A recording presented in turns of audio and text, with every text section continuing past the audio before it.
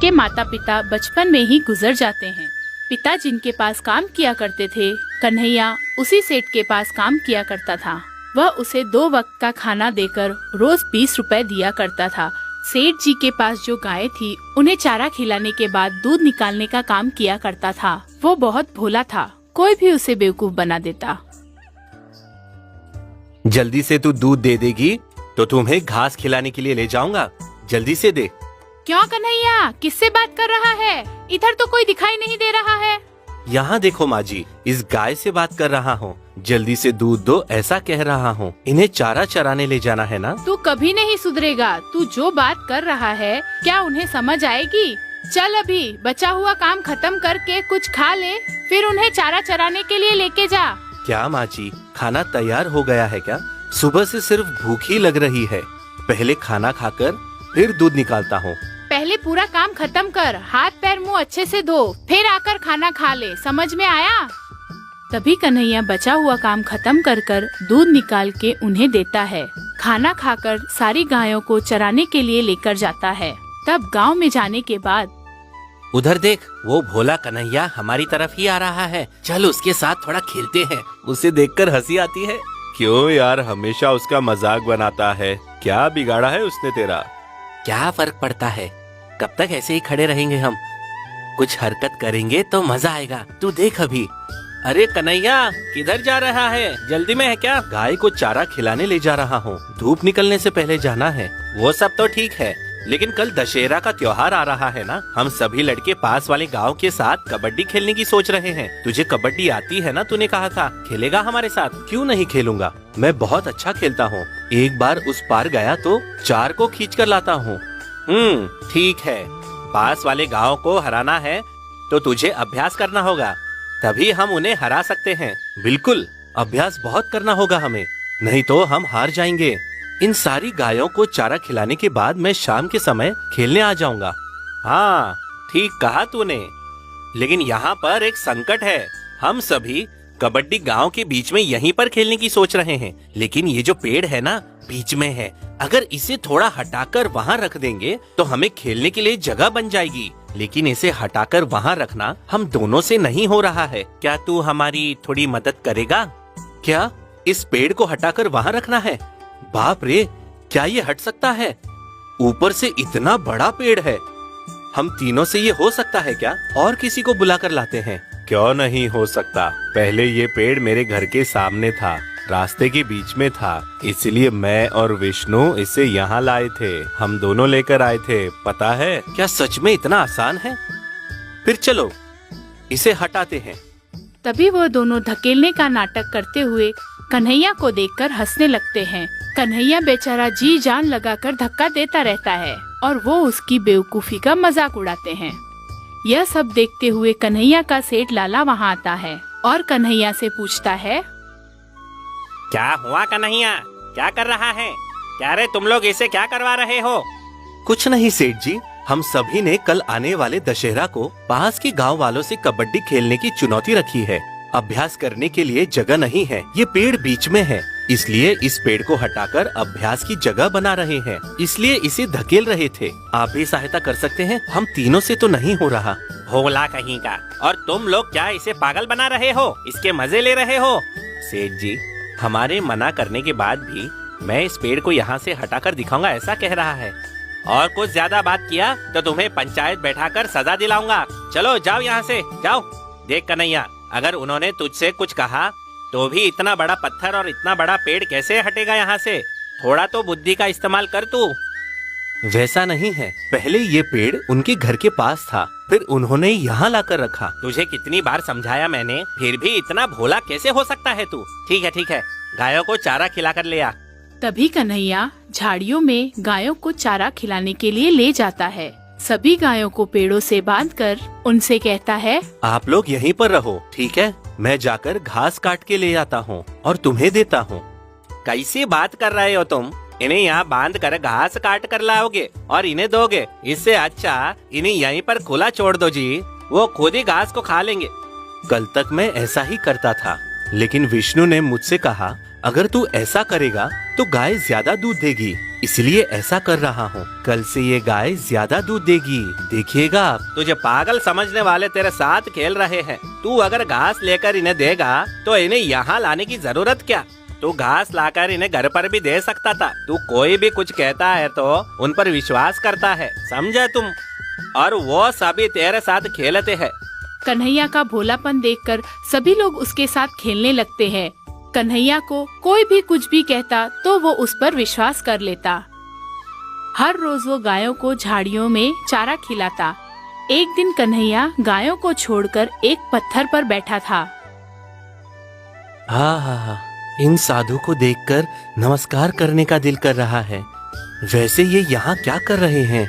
नाक बंद करके फिर खोल रहे हैं, क्या चल रहा है? फिर साधु प्राणायाम खत्म करके खड़े होकर आकाश की तरफ नमस्कार करते हैं। फिर कन्हैया वहाँ जाकर साधु के पैरों पर गिरकर उन्हें नमस्कार करता है।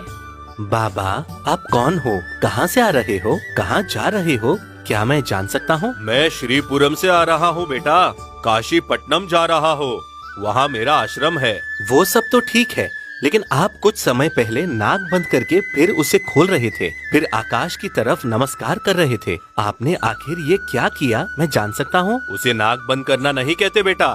थोड़ी देर हवा अंदर लेकर नाक बंद करके फिर उसे बाहर छोड़ना, उसे प्राणायाम कहते हैं। और मैंने हाथ जोड़कर ऊपर देखते हुए भगवान का दर्शन किया और उन्हें नमस्कार किया। यानी कि आपको बादलों में भगवान दिखाई दिए? मतलब आप हर रोज भगवान को ऐसे ही सब करते हुए देखते हो? क्या ऐसा करने से भगवान दिखते हैं? हाँ बेटा, भक्ति श्रद्धा से कोई भी ऐसा करेगा तो उसे भगवान दिखाई देगा।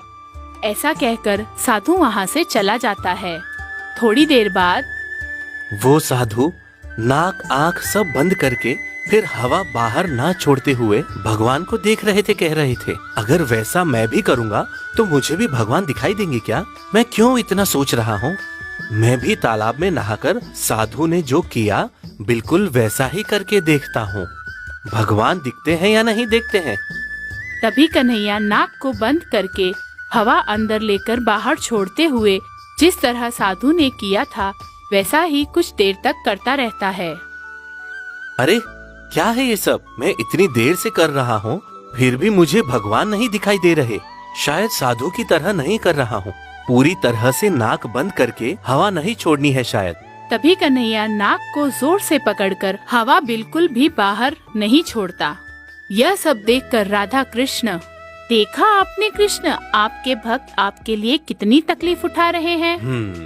देख रहा हूँ, इसे और भी आयु है। ऐसे ही जोर से नाक बंद करके बैठेगा तो उसे मृत्यु आएगी। अब मुझे उसके सामने आना ही होगा। कितने लोग तपस्या करते हैं फिर भी आप नहीं गए। इस लड़के ने एक बार तपस्या की फिर भी आप दर्शन दे रहे हैं। वो बहुत ही भोला है, मुझे देखना है कहकर बैठा है। अब मुझे जाना ही होगा। तभी कृष्ण कन्हैया के सामने प्रकट होते हैं, लेकिन कन्हैया नाक और आँख बंद करके बैठा हुआ था। कन्हैया, ए कन्हैया, तू मुझे देखने के लिए ही ये सब कर रहा है ना? आंखें खोल, देख, मैं भगवान कृष्ण हूँ। क्या तुम भगवान हो? तुम भगवान हो या नहीं, मैं तुम पर कैसे भरोसा करूं? मैं भगवान हूँ, इसका क्या सबूत चाहिए बोलो? हाँ, उस साधु को यहाँ लेकर आता हूँ। अगर वो आकर कहता है कि तुम भगवान हो तो मैं भरोसा करूँगा। किस लिए पता है? इससे पहले उसने तुम्हें देखा था ना, इसलिए। अभी जाकर आता हूँ, रुको। जाकर आओ तुम, लेकिन मैं जाकर आने तक तुम यहीं पर रहना, कहीं नहीं जाना, ठीक है ना? मैं आता हूँ, तू जाकर आने तक मैं यहीं पर रहूंगा, कहीं नहीं जाऊंगा। तुम कौन हो मैं तुम्हें नहीं पहचानता, मैं तुम पर कैसे भरोसा करूँ? मेरे सेठ जी भी मुझे कहते हैं तू बेकार में सब पर भरोसा करता है। इधर आओ, तुम कहीं चले ना जाओ, इसलिए पेड़ से बांध देता हूँ। तभी कन्हैया कृष्ण को पेड़ से बांधकर साधु को लेने जाता है। कुछ दूर जाने के बाद वह साधु कन्हैया को दिखाई देता है। अरे स्वामी जी सुनो, आपको मेरे साथ जहाँ हम मिले थे वहाँ आना होगा। छोटा सा काम है, कोई तो मुझे धोखा दे रहा है, इसलिए आपका आना बहुत जरूरी है। अभी मैं फिर से इतनी दूर पीछे नहीं आ सकता, लेकिन बात क्या है? तेरी समस्या दूर करता हूँ। आपके वहाँ से जाने के बाद मैंने भी आपके जैसा नाक बंद करके आपके करने के अनुसार किया। तभी एक व्यक्ति मेरे पास आकर, अब तू जो कर रहा है उसे बंद कर, तू मुझे देखना चाहता है ना, वो भगवान मैं ही हूँ, ऐसा कहकर धोखा दे रहा है। नाक बंद करने से भगवान तो नहीं आ सकते, लेकिन कोई तो तुझे सच में धोखा देने की सोच रहा है। ठीक है, अब तू वापस चला जा। नहीं स्वामी, आपको आना ही होगा। आपने भगवान को देखा कहा था ना। आपने जिस भगवान को देखा था वो ये है या नहीं, मुझे इसका समाधान चाहिए। तभी उस साधु को कृष्ण को बांधे हुए पेड़ के पास लेकर जाता है। ये देखिए स्वामी, पेड़ से बंधा हुआ व्यक्ति मैं ही भगवान हूँ कहकर मेरे पास आया। आपने जिस भगवान को देखा वो यही है या नहीं? अरे ये क्या, पेड़ के पास तो कोई नहीं है। हाँ हाँ, यही वो भगवान है। फिर एक बार सही से देखिएगा स्वामी जी, फिर एक बार ये भगवान नहीं है मत कहना। देखिए स्वामी जी। अरे इधर मुझे रस्सी के अलावा और कुछ नहीं दिख रहा। वैसे भी इस पागल से पीछा छुड़ाना है तो एक रास्ता है। हाँ, यही वो भगवान है जिन्हें मैंने देखा था। अब मैं चलता हूँ, मुझे बहुत देर हो रही है। तभी साधु वहाँ से चला जाता है। हाँ, अब तुम ही भगवान हो, मुझे भरोसा है। अब मैं तुम्हें खोल देता हूँ, तुम जा सकते हो। ठीक है भगवान जी। वो साधु मेरा भक्त नहीं है। उसने मुझे देखा कहकर तुझे झूठ कह रहा था। मैं सभी को नहीं दिखाई देता। उसने मुझे कभी नहीं देखा। तुझे झूठ कहा उसने। रहने दो। स्वामी जी भी आजकल झूठ बोलने लगे हैं। तुझे क्या वरदान चाहिए, बोल मुझे। मैंने आप पर अनजाने में शक किया, मुझे माफ कर दीजिए। वैसे मुझे क्या वरदान चाहिए? क्या मांगू? हाँ, ये जो गाय है उन्हें रोज दूध कम आ रहा है, कल से उन्हें दूध ज्यादा आए, ऐसा कुछ करो भगवान। और एक, मैं यहाँ पर रोज अकेला रहता हूँ, रोज मेरे पास आकर मुझसे बात करके जाना होगा। तथास्तु। तू जब मुझे बुलाएगा तब मैं तेरे पास आकर तुझसे बात करूँगा। अरे वाह, आज मैंने भगवान को देखा। जाकर सेठ जी को बताता हूँ। तभी घर आकर सेठ जी से सारी बात कहता है। सेठ जी, कल से हमारी गाय देखिए बहुत सारा दूध देगी। अरे भोलू, तुझे भगवान कैसे दिख सकते हैं और उस भगवान को तू कैसे बांध सकता है? तुझे किसी ने फिर से पागल बनाया है क्या? तेरा भोलापन देखकर सब तेरे साथ खेल रहे हैं। नहीं सेठ जी, चाहिए तो कल मेरे साथ चलकर देख लीजिए। तुम्हें भगवान को दिखाता हूँ। जब मैं बुलाऊंगा तब वो आ जाएंगे, ऐसा वादा किया है उन्होंने। कन्हैया किसी से भी कहता तो कोई उसकी बात पर विश्वास नहीं करता।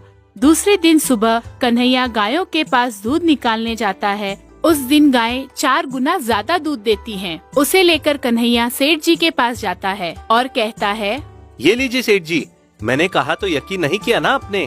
अब देखो, हमारी गाय ने हर रोज से 4 गुना ज्यादा दूध दिया है। अरे वाह, कौन है जिसने तुझे पागल बनाकर गायों को ज्यादा दूध देने वाली दवा दी है? 2 दिन बाद अभी सारी गाय बीमार हो जाएगी, देख लेना। वो भगवान है सेठ जी, वो ऐसा गलत काम कभी नहीं करेंगे। अगर आपको भरोसा नहीं है तो मेरे साथ आइए, लेकिन आप तो आना ही नहीं चाहते। चल ठीक है, आज तेरे साथ मैं भी आता हूँ। वो भगवान कौन है मैं भी तो देखूं। तभी सेठ जी कन्हैया के साथ जाते हैं। कन्हैया जहाँ गायों को चारा खिलाया करता था वहाँ उन्हें ले जाता है। सेठ जी, ये देखिए, यहीं पर मैंने भगवान को देखा था और इसी पेड़ से उन्हें बांधा था। आपको मेरा विश्वास नहीं है ना? देखो, अभी उन्हें बुलाता हूँ, आएंगे वो, देखना आप। भगवान, ओ भगवान, मैंने देखा है आपको। मेरे सेठ जी विश्वास नहीं कर रहे, एक बार आकर दिखाइए ना। कहाँ है तेरा भगवान? तू बुलाएगा तो आएंगे कहा था तूने। कितना समय